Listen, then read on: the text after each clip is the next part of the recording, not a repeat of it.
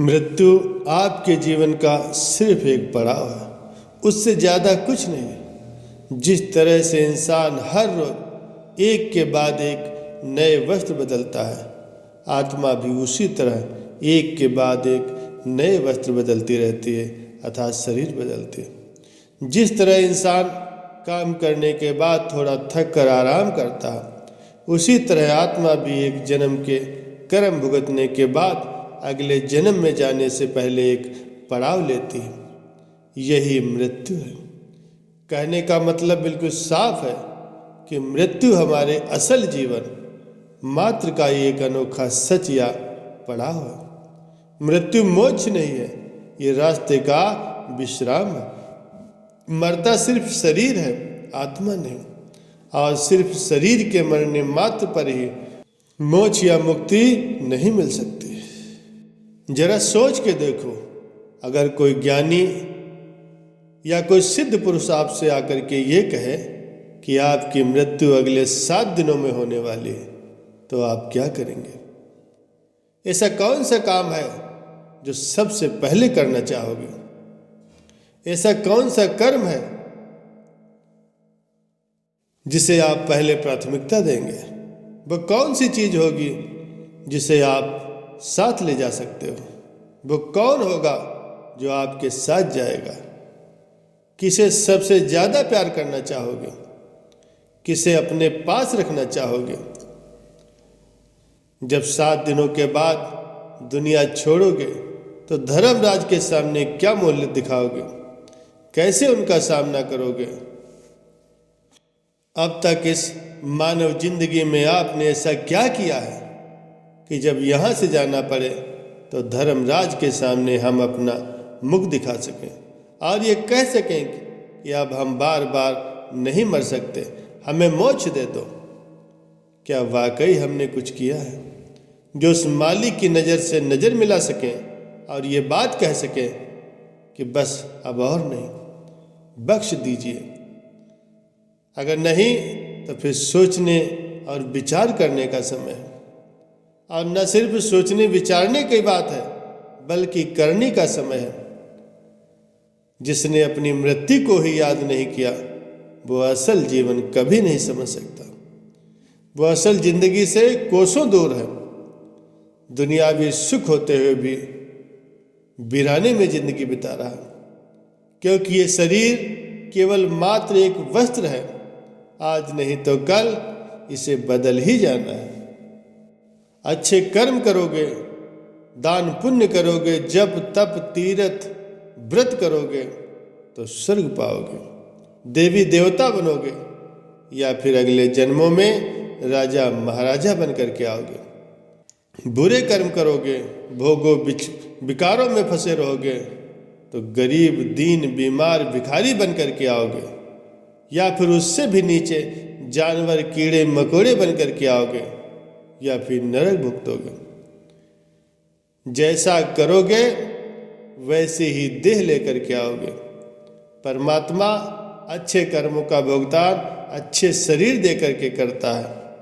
अब बुरे कर्मों का भुगतान छोटा या कोई निचली योनि का शरीर दे करके करता है।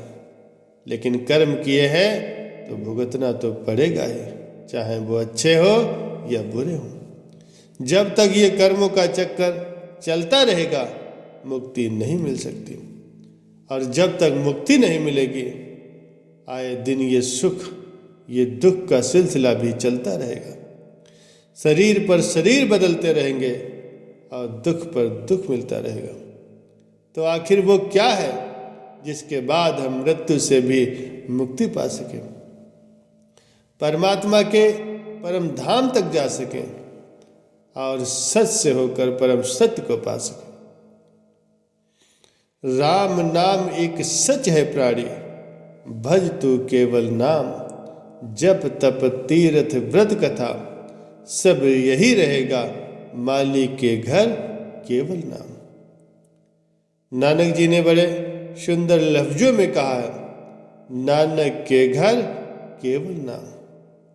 मीराबाई जी ने भी कहा है, पायो जी मैंने नाम रतन धन पायो, वस्तु अमोलक दी मेरे सतगुर, कृपा करी अपनायो। कबीर साहब जी ने तो और भी सुंदर लफ्जों में फरमाया, नींद निशानी मौत की, उठ कबीरा जाग, और रसायन छाड़ के नाम रसायन लाग।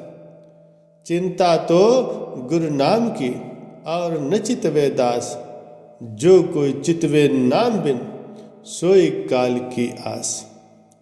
राम नाम की लूट है, लूट सके तो लूट, अंत काल पछताएगा, जब प्राण जाएंगे छूट।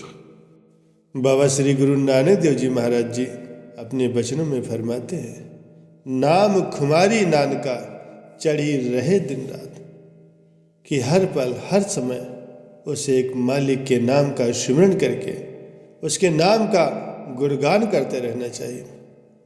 जो भी हमें हमारे प्यारे सद्गुरु अपने मुर्शिद से मिला, हर समय चाहे उठते बैठते चलते फिरते खाते पीते सोते जागते नहाते धोते या फिर चाहे कोई भी काम करते हो, जब भी समय मिले उसी पल उस कुल मालिक का नाम जपते रहे।